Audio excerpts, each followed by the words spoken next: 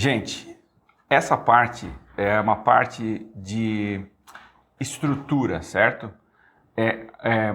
Vamos colocar aqui aquilo que a gente se propôs a estudar, que tem a ver com os 9 cubos, ou as três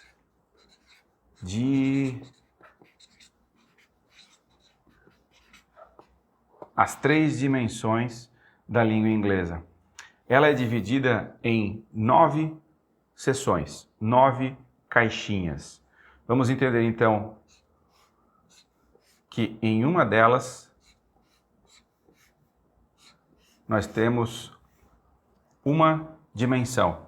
A dimensão que a gente pode nomear de modo. Beleza? O que a gente vai ter ali dentro?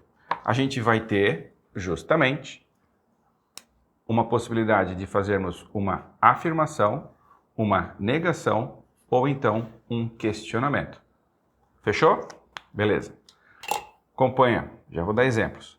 Acompanha a segunda dimensão. Vamos por mais 3 caixinhas aqui. Ou, como eu coloquei antes, cubos.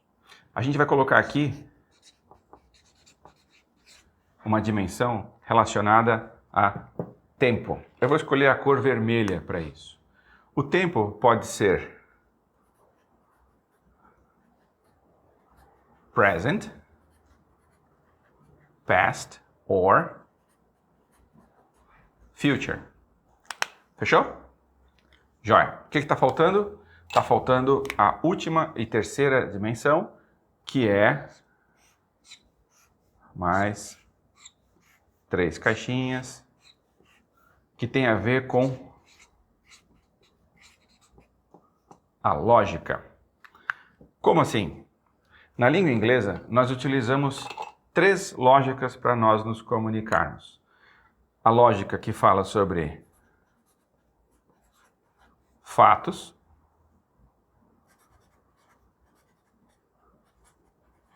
momentos e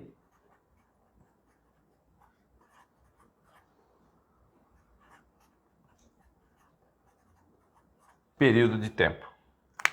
Vamos estudar isso aqui? Como é que faz? A gente precisa entender, vou usar a cor azul, para a gente poder escrever aqui alguns exemplos para fazer com que isso faça sentido. Então, nós temos 10 números, certo?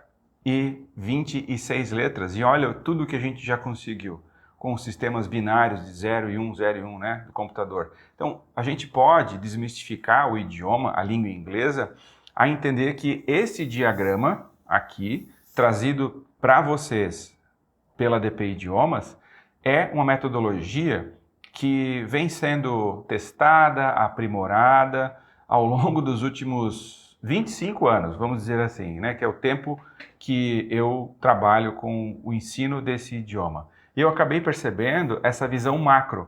Temos 3 modos, 3 tempos e 3 lógicas, apenas. Então, vamos colocar aqui um exemplo de cada, certo? Vamos lá. Então, exemplo número 1. Eu quero falar uma frase afirmativa, certo? Então, eu vou falar ela no presente e vou falar sobre um fato. Beleza. Então, como é que faz? Lembra do vídeo que a gente falou sobre os pronomes?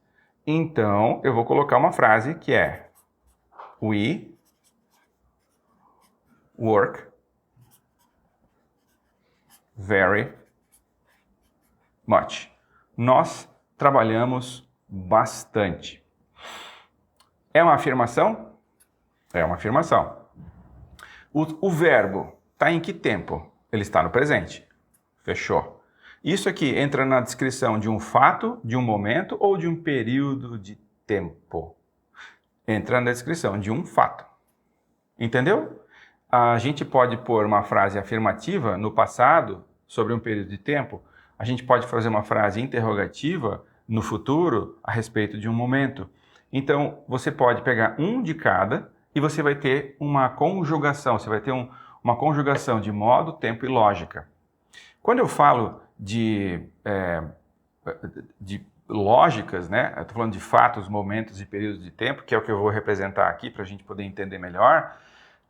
A gente está falando de 3 lógicas, certo? Essas lógicas elas precisam ser compreendidas que na gramática tem um outro nome. Eu já vou explicar isso para vocês em seguida, né? No próximo vídeo. Mas eu quero colocar aqui alguns exemplos para melhorar essa percepção.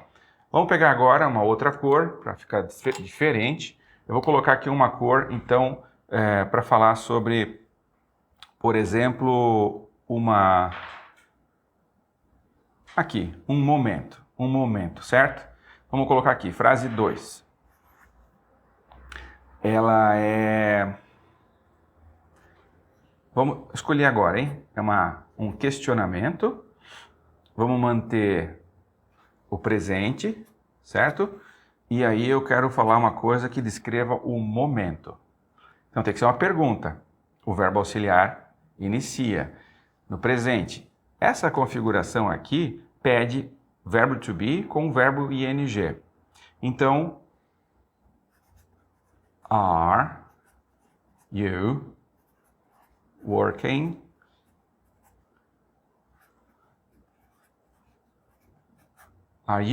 today? Vamos ver. É uma pergunta? Sim. Começou com o verbo auxiliar. Está no presente? Sim. Esse verbo está no presente. Tem uma combinação de verbo to be e verbo principal com ing? Tem. Então eu estou descrevendo um momento. A pergunta que a gente faz em português é: você está trabalhando hoje? Não se preocupe, a gente vai se aprofundar mais sobre essas lógicas no próximo vídeo. Terceiro exemplo. Vamos usar então a cor verde. A terceira frase.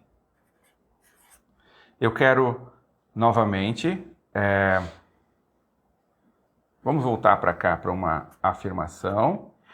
Continuamos no presente. E aí a gente vai descrever um período de tempo. Vamos lá, é uma afirmação. Então, we have worked very much this year. Se você olha para essa frase, você tem uma percepção de período de tempo? We have worked very much this year. Nós temos trabalhado bastante esse ano. Fechou com a lógica. Descrevemos um período de tempo. A gente consegue identificar que está no presente? Sim. Perceba que isso vem do passado para o agora. Nós temos trabalhado muito esse ano. Imagina que começa aqui o ano. Estamos agora nesse momento do ano, nesse mês. Então, vem para o agora. Vem para o presente. Present. Ela é uma afirmação, uma negação ou um questionamento? É uma afirmação. Nós temos trabalhado bastante esse ano. Percebeu?